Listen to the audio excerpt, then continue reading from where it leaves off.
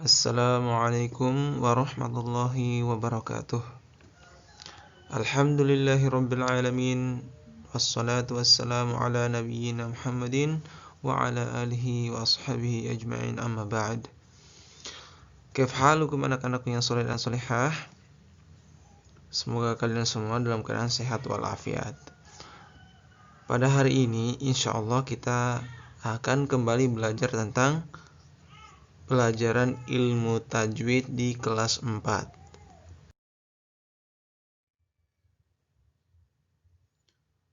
Pada hari ini kita akan kembali melanjutkan pelajaran 3, ya, yaitu tentang berhenti dan memulai bacaan atau waqaf dan ibtida.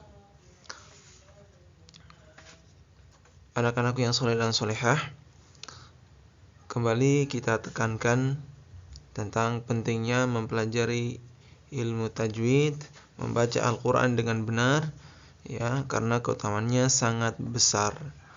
Nabi SAW bersabda, khairukum man ta'allamal Qur'an wa 'allamahu.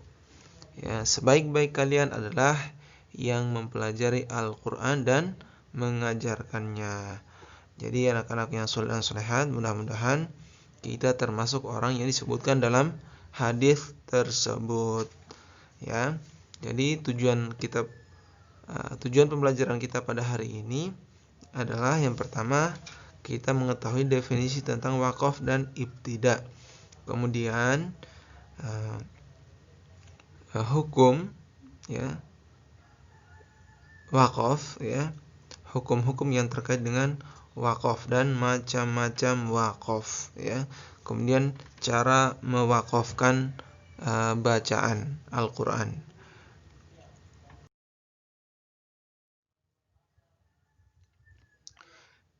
Yang pertama, kita kembali pada, ya, definisi atau pengertian dari waqaf. Jadi waqaf adalah memutus suara atau berhenti dari membaca satu kata atau kalimat selama beberapa waktu untuk mengambil napas, ya. Kemudian lama waktu berhenti ini sesuai dengan kebiasaan kita masing-masing, ya, tetapi disertai dengan niat akan melanjutkannya lagi, ya. Jadi, ya, waktu berhenti masing-masing orang itu, ya, berbeda-beda, ya. Kemudian, ya, disertai dengan niat untuk melanjutkan lagi, ya, bukan, ya, setelah berhenti, ya, selanjutnya tidak membaca Al-Quran lagi. Nah, ini tidak masuk dalam kategori waqaf, ya. Tapi waqafnya yang dimaksud di sini adalah, ya, berhenti sementara saja, lalu, ya, melanjutkan bacaan. Kemudian ada yang disebut dengan ibtida, ya, atau cara memulai bacaan setelah waqaf, ya. Nah, kemudian waqaf ini bisa dilakukan pada, ya, penghujung ayat, ya. Waqaf, ya, dilakukan pada penghujung ayat, ya.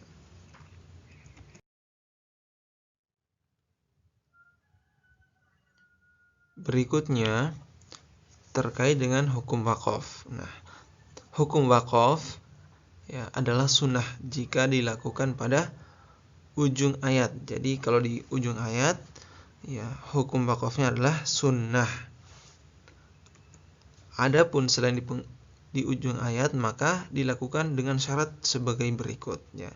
Jadi boleh waqaf di selain akhir ayat, tetapi dengan persyaratan. Ada 3 syarat.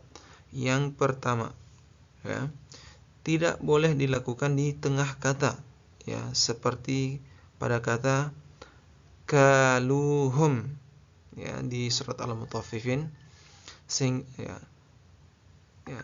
kita kemudian berhenti pada kata kalu, ya. Jadi ini tidak diperbolehkan karena dia satu kata, ya.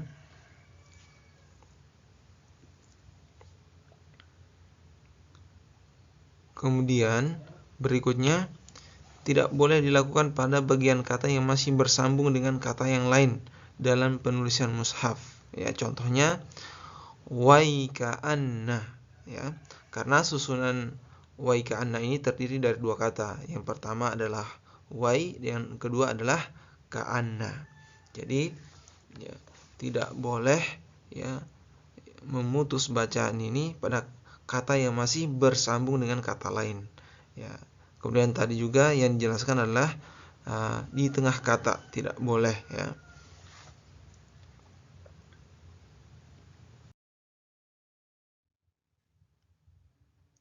Selanjutnya yang ketiga adalah tidak dilakukan pada kata yang akan memberikan makna ayat yang bertolak belakang dengan kandungan ayat yang dimaksud. Ya. Contohnya adalah ayat ya dalam surat Al-An'am, innama yastajibul ladzina yasma'un wal mauta. Ya, jadi tatkala membaca ayat ini kita tidak boleh berhenti pada bacaan innama yastajibul ladzina yasma'una wal mauta. Ini tidak diperbolehkan, ya. Jadi walaupun ini di pertengahan ayatnya belum terhitung satu ayat, akan tetapi ya harus berhenti pada kata yasma'una, tidak boleh ya disambung dengan wal mauta karena maknanya ini bertolak belakang, ya. Maknanya bertentangan, ya. Ayat yang pertama kalau kita berhenti pada yasma'un, ya artinya hanya orang-orang yang mendengar saja yang mematuhi seruan Allah. Nah, wal mauta, adapun orang-orang mati, ya karena memang orang-orang mati tentunya tidak ya mendengar, ya. Demikian, ya. Selanjutnya adalah tata cara waqaf, ya. Jadi waqaf ini ya memiliki beberapa cara. Yang pertama adalah berhenti dengan menyukunkan, ya.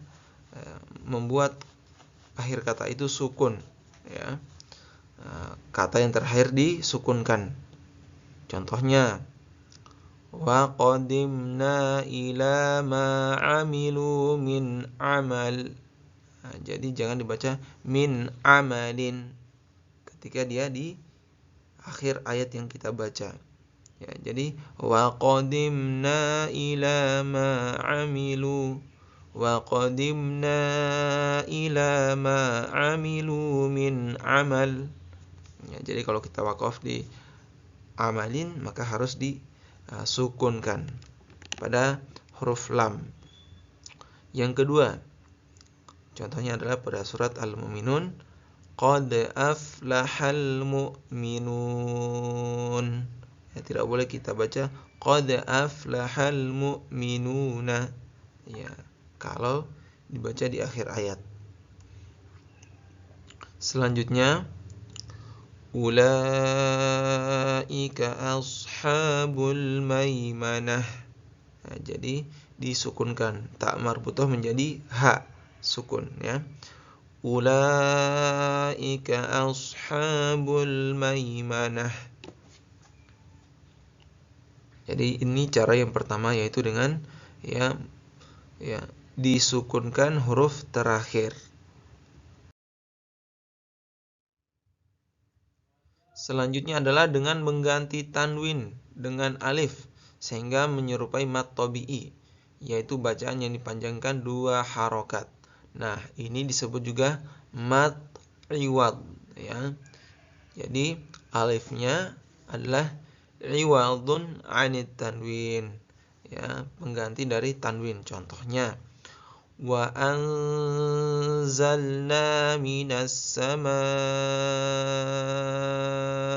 ma'an tahura. Jadi jangan dibaca tahuron, ya. Harus dipanjangkan 2 harokat. Ya, jadi alifnya ini adalah pengganti dari tanwin. Atau yang kedua, wal adiyati dhabha, wal adiyati dhabha. Jadi jangan dibaca dhabahan ya. Jadi khusus untuk fathah tanwin maka dia tidak ya, maka dia dibaca 2 harokat ya. Untuk fathah tanwin ya.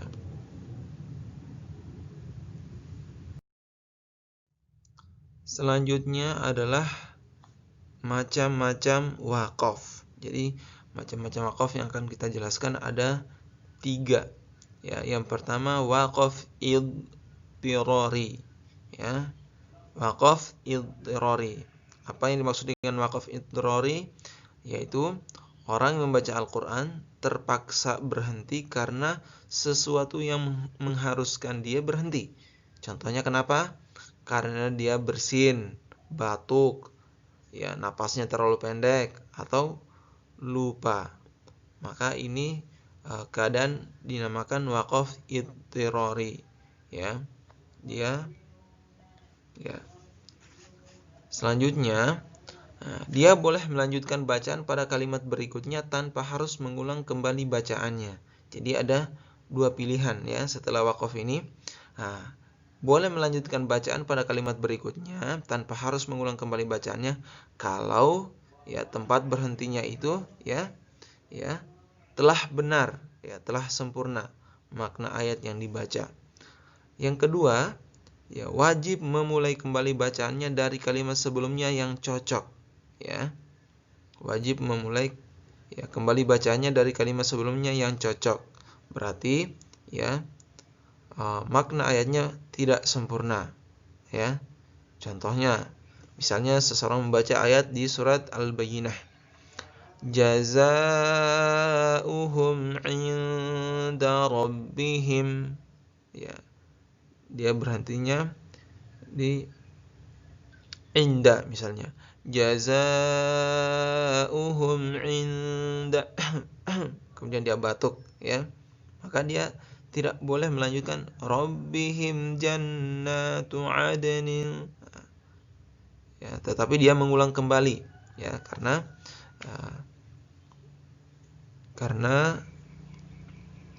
yang benar dia harus mulai dari awal lagi ya. Jazaa'uhum 'inda rabbihim. Dari dia mulai kembali dari kata jazaa'uhum ya, bukan dari kata rabbihim. Jadi ini pembahasan tentang waqaf idtirari. Waqaf yang mengharuskan seseorang harus berhenti karena secara terpaksa